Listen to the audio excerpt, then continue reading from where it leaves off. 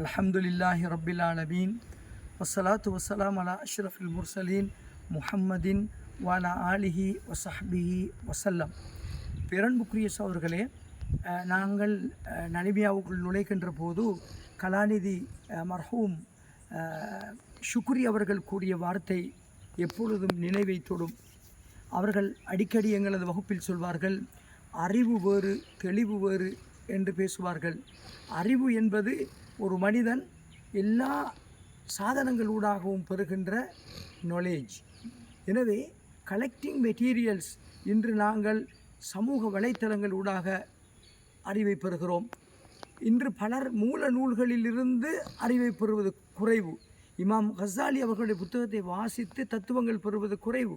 இன்று ஒருவர் வாசித்து சொல்லப்படுகின்ற கருத்துக்களை கேட்டு அறிவை பெற்றுக்கொள்கிறோம்.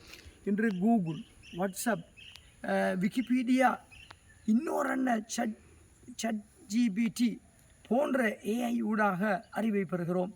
எனவே அறிவு நுழைஜை பெறலாம். ஆனால் அந்த அறிவை வைத்துக்கொண்டு நாங்கள் பெறுகின்ற தெளிவு என்ன என்பது முக்கியம். இன்று நாலேஜ் இருக்கிறது, ஆனால் கிளாரிட்டி என்று சொல்லக்கூடிய தெளிவு இல்லாமல் சமூகம் இன்று சின்ன பின்னப்பட்டு கொண்டிருக்கிறது.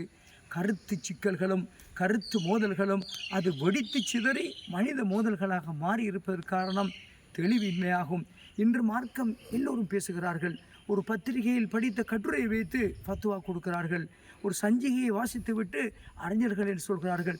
தமிழில் சில கட்டுரைகளை வாசித்து விட்டு நான் அறிஞர் என்று சொல்கின்ற இன்று சாதாரண மனிதர்களுக்கு பேரறிஞர் என்று பட்டம் சூட்டுகிறார்கள். இன்று நாங்கள் பார்க்கிறோம், எல்லோரும் பேரறிஞர் என்று எல்லோரும் பேராசிரியர்கள் நிரம்பி போன காலத்திலே தெளிவு இல்லாத ஒரு நிலை இருக்கிறது. இதனைத்தான் சொல்கிறோம் சிந்தனை சிக்கல் என்று. ஆனால் ஜாமியா நலிமியாவின் ஆரம்பகால மிக நீண்ட காலமாக கலாநிதியாக இருந்த மர்ஹூம் ஷுக்ரி அவர்கள் அடிக்கடி சொல்வது, இந்த கல்லூரியில் வருகின்ற மாணவர்கள் அறிஞர் பெருந்தகைகள் அல்ல, கல்விமான்கள். கல்வியை தேட வந்திருக்கிறார்கள். எனவே தெளிவை தேடிக்கொண்டு செல்கிறார்கள்.